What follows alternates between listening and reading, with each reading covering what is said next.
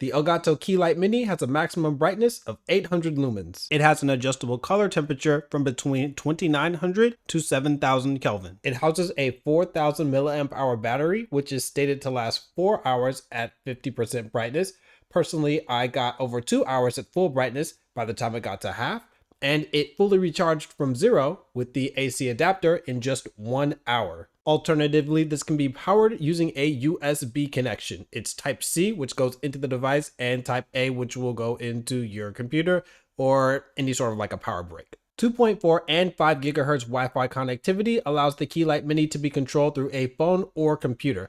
Physical controls are on the device as well, and I'll get to those in a later section. The Logitech Litra Glow has a maximum brightness of 250 lumens, and it has an adjustable color temperature range from between 2700 and 6500 Kelvin. There's no battery inside, and there's no Wi-Fi connectivity on the Litra Glow. Instead, it's USB powered, and it can be controlled through the Logitech G Hub software. Physical controls are on the back of the device as well. The Litra Glow has a monitor mount attached to the device itself, while the Key Light Mini has 1/4 inch threading on the bottom, and it's magnetic for some reason. But most importantly, there is no included monitor mount in the box. So if you don't already have a tripod setup, or you didn't invest in Elgato's multi-mount system, then how are you supposed to physically set up the Key Light Mini at your desk? Well, don't look at me. I don't know. The performance of these lights mostly mirror these specifications. The Key Light Mini gets significantly brighter, as it should, since it can output 800 lumens compared to the Litra Glow's 250. These lights aren't ideal in an otherwise pitch black room, but with high enough exposure settings on your camera or webcam, the shot is passable. With a bit of overhead room lighting, these can illuminate the subject quite well. They're definitely not a true substitute for a ring light or a full-on lighting setup like I have in my A-roll. The uneven and concentrated lighting coming from only one angle will definitely give off that ghost stories at night look, but it's a massive improvement from no light or just a room light, which is how most streamers, content creators, and people that hop on Zoom for the first time start off with. These lights have different diffusion systems that make them relatively easy on the eyes, and they spread light across the room pretty well. In comparison, the newer CN160 is much brighter than both of these, but it's like a death ray that blinds you, and the shadows it creates are extremely harsh. When it comes to the softness of light, the Key Light Mini gets the win. It fills in and hides fine lines by creating less contrasty shadows. The Litra Glow makes it really hard to hide your age unless you already have another light source filling in some of the darker areas. The Key Light Mini is excellent for vloggers. It won't do anything in direct sunlight, but if you're facing the sun, then you probably wouldn't need that anyway. But in the shade or indoors, it will transform a bad or unusable lighting environment into an absolutely amazing shot. So in summary, the Key Light Mini is a much better performing light in terms of brightness and softness, plus it lights up a much wider area than the Litra Glow. Getting into the build quality and controls, the Key Light Mini has a metal frame on the outside, but the back plate is made out of plastic. And of course the front is plastic, otherwise how else would light get through? The Key Light Mini is quite light, even though it's almost double the weight of the Litra Glow. The 1/4 inch threading at the bottom lets you mount it to tripods and other accessories, but not a monitor itself. The Litra Glow is all plastic, and it's a frankly cheap build. The monitor mount exists, and even though you can extend the length of the Litra Glow just by pulling it here, you can't actually adjust the monitor clamp itself to make it more snug on your monitor. There's always just going to be that gap there, so it's just going to be hanging off. So the problem with that is any slight pull of the wire, such as when you're setting it up or plugging it in, can kind of just yank this thing off your monitor because it's not secure on top of it. Now, something I learned is you can actually detach the Litra Glow from its monitor mount just by twisting it like this. And that will reveal the 1/4 inch threading on the bottom of this light. Now that's interesting, but since there's no battery inside, and since the USB cable that it comes with is pretty short, only about 6 feet, 1.5 meters to be exact, this functionality isn't super useful. It's not like you're going to be able to take this outside and start vlogging with it. Now the physical controls are a lot better on the Litra Glow when compared to the Key Light Mini. There are physical clicky buttons that increase the brightness or change the color temperature. Now there's not going to be as much granular control here as you get with G-Hub. For example, color temperature only goes between 5 different presets. You have the coolest, and then second coolest, then middle, warmer, and then the warmest. That's all you get. And there's actually no values for the color temperature in the software or on here. So you just kind of have to like guess what it is. The Keylight Mini uses this jog wheel on the side to control its functions. So you can hold it up or down to change the brightness. I'll go ahead and demonstrate. This is me holding it up, increasing the brightness, and then drop it back down.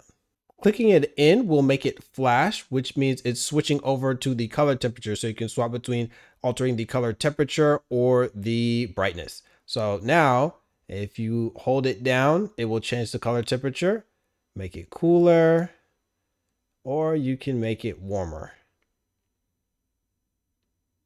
Now, unfortunately, the physical controls on the Keylight Mini aren't super responsive. It can take like 7 to 8 seconds to get from the minimum brightness to the maximum brightness. Same with the color temperature, from going all the way down to 2700 up to 7000. It can take quite a while. Powering it on is similar. You can tap it and it will show the battery life that you have on the back as it starts up. But to actually have it turn all the way on, you have to hold it for a few seconds. So 1, 2, 3, hold it. And there it turned on. It takes a while for it to actually turn on. Now, the advantage here, though, is that the Keylight Mini has more granularity in terms of how much brightness you can get and the color temperature, since you can move it up and down and it's going to go really slowly through the different increments. It's not just going through a few presets like on the Litra Glow. So the build of the Keylight Mini is a lot more sturdy, and both of these devices do have physical controls on them, but I like them better on the Litra Glow because they're faster to respond. Both of these devices can be controlled through software, and both software solutions have issues. Elgato Control Center is great when it works. If you ever try to connect an Elgato device to your phone, you know it's a hassle, but the phone app itself is still shaky. It takes forever to load. And as you can see, the Keylight Mini is powered on, but it's not detecting it. It takes quite a while, but there we have it. It's connected, and you'll be able to control the brightness and the color temperature just by using the app on the phone or desktop. Now, the Keylight Mini can also be controlled with the Elgato Stream Deck, but I don't have one of those, so I don't know anything about that. Now, Logitech G-Hub just sucks. I updated it twice and it still would not detect my Litra Glow, so I had to do a fresh install. And even after I did, the software was super buggy and the controls would move completely on their own. The preview window is also pretty suspect since it hogs your webcam while it's in use to show you a preview of yourself, but then you can't use the webcam in other applications until you close the preview. So I don't even know why they bothered with that. So Elgato software wins because it's less unstable. But fortunately, again, both of these devices do have physical controls, so you're not going to be let down in the clutch like with the original Keylight and Keylight Air.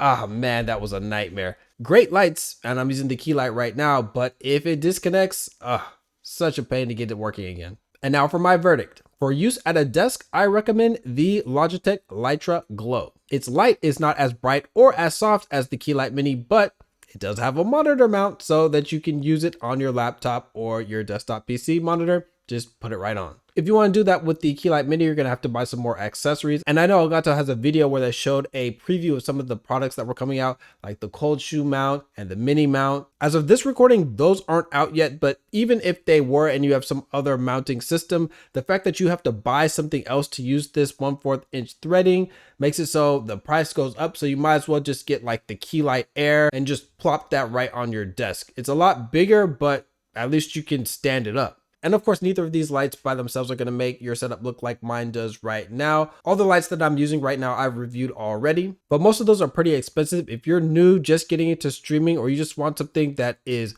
a budget option, this Logitech Litra Glow is an excellent choice. Now, for more traditional camera work like photography or for vlogs, I recommend the Elgato Keylight Mini. Obviously, the Litra Glow isn't even really competing in that space, but even compared to a lot of the more traditional lights, like I mentioned, the newer CN160 that I used to use right here, the Elgato Keylight Mini is way better than this light and way better than most lights that are like this.